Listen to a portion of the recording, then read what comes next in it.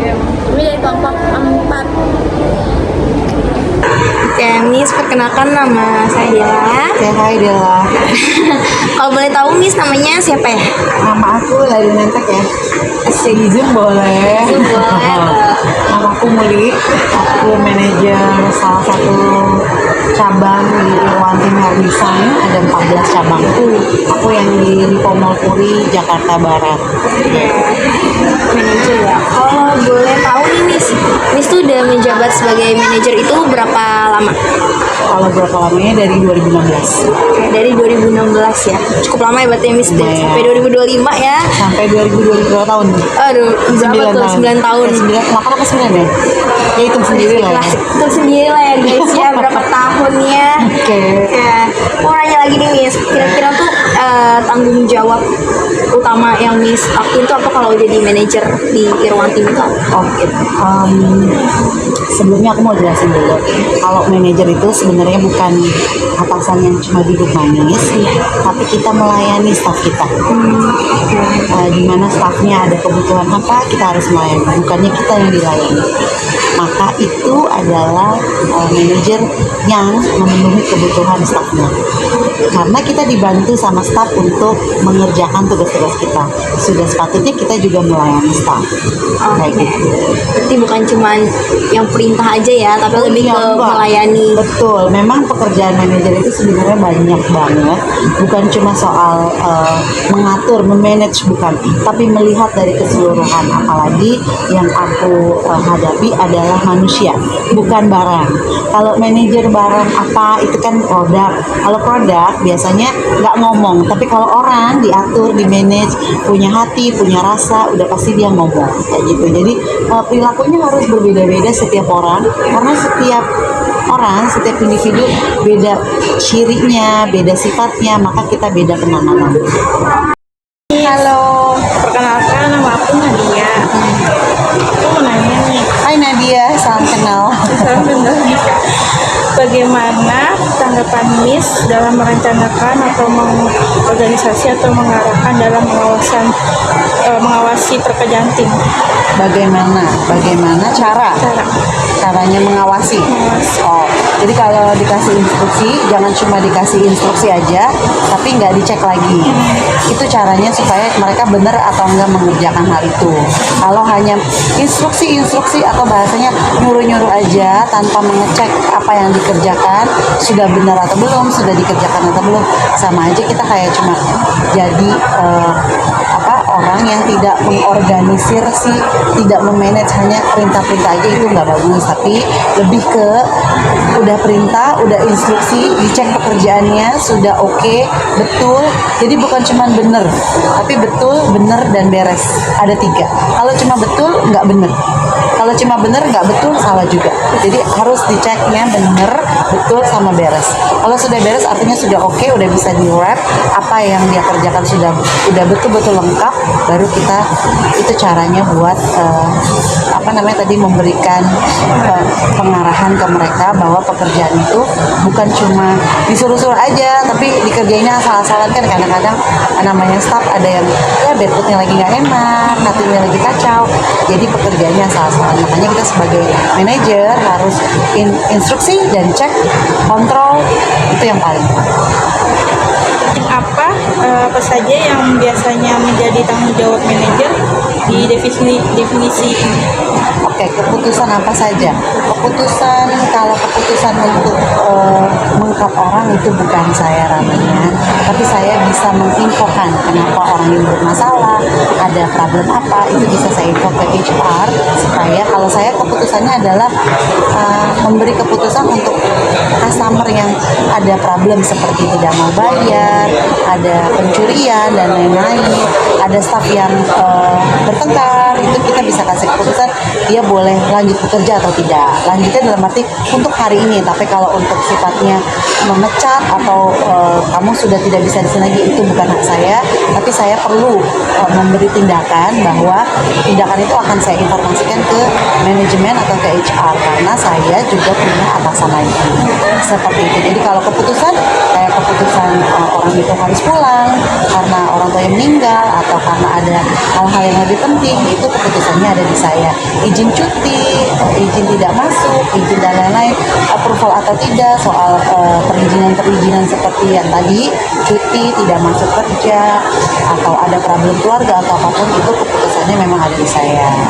Nah, anak itu layak dipakai atau tidak, anak itu bekerjanya oke atau tidak, mau dilanjutkan atau tidak, itu memang infonya dari saya untuk mengkat seseorang, untuk cut staff itu dia lanjut kerja atau enggak, itu memang saya yang menginformasikan dia layak atau tidak, seperti itu. Nama aku Revania. Hai Revania. Hai Miss. Jadi sini aku mau nanya pertanyaan yang kepemimpinan. Gaya kepemimpinan seperti apa yang ibu terapkan di tim? Kalau gaya kepemimpinan banyak ya, ada otoriter, ada patriarki, ada apa lagi ya. Tapi kalau saya lebih ke demokrasi ya, demokrat bukan partai, tapi demokrasi ya. Jadi nggak terlalu gini. Segala sesuatu yang dilakukan seseorang, itu dia melakukan kesalahan atau tidak, itu mereka pasti punya alasan. Jadi kita bisa secara kekeluargaan, secara musyawarah, nggak langsung main cut gitu, enggak. Jadi semua yang dilakukan orang, tapi jika memang dia merugikan perusahaan atau memang sudah dia tidak kredibel, dia tidak mumpuni, atau dia sudah tidak sanggup, itu bisa kita bicarakan juga. Semua pada akhirnya muaranya akan ke HR, karena kalau saya kan sifatnya memang sama-sama nih, kita sama-sama kerja, hanya bedanya levelnya aja yang beda. Jadi kalau gaya kepemimpinan apa yang saya pakai, saya sih lebih pilih gaya kemusyawarahan, kekeluargaan, kayak gitu. Seperti itu, karena itu akan lebih bikin orang nyaman.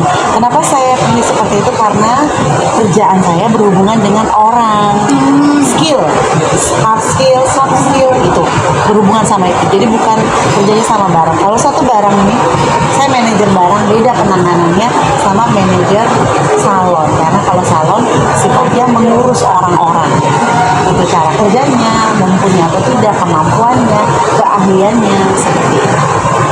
Oke, cukup membantu. Ada lagi? Bagaimana cara Miss memotivasi dan mengembangkan kemampuan anggota tim? Oke, kalau memotivasi, kita ambil contohnya itu memotivasi seseorang itu dari ada orang yang sudah berhasil, seperti dia awalnya dari office boy, sekarang dia sudah jadi hairstylist handal dengan pendapatan yang luar biasa, fantastis, yang semua orang pasti nggak nyangka kalau hairstylist yang top stylist itu pendapatannya lebih daripada pegawai kantoran level manager. Pegawai kantoran loh, bukan di mall. Karena beda, kalau operasional sama kantor kan beda ya. Itu teman-teman perlu tahu, kalau dari office boy bisa naik ke level stylist itu udah prosesnya selesai. Tapi dia harus mengembangkan ide-idenya untuk tetap menjadi eksistensi dan keviralannya. Viral itu perlu, tapi yang penting ada stabil dan eksisten. Ya, eksistensi bener kan ya? Aku salah ngomong sama.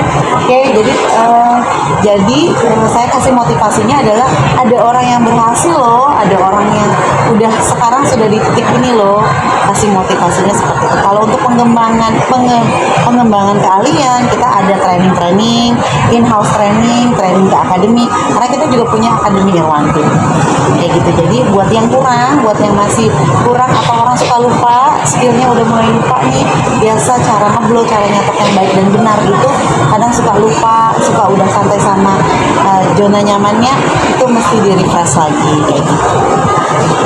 Oke. Hai. Perkenalkan, nama saya Rini.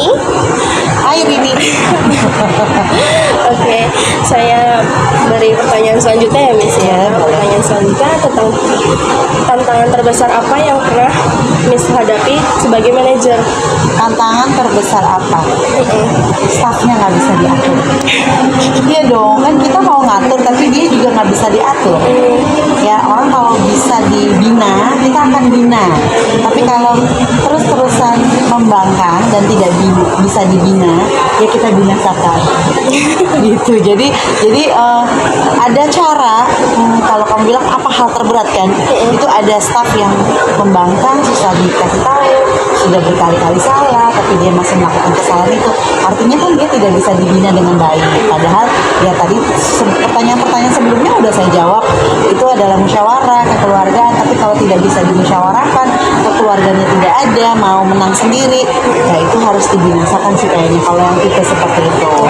Nah, satu lagi, karena saya hubungannya customer dengan staff, ada customer yang betul-betul sifatnya suka aneh, karena nggak semua orang sama dan tidak semua orang yang kita hadapi itu enak aja. Tapi kadang-kadang ada customer yang unik, maunya ini kurang, itu hal yang mungkin teman-teman juga perlu belajar.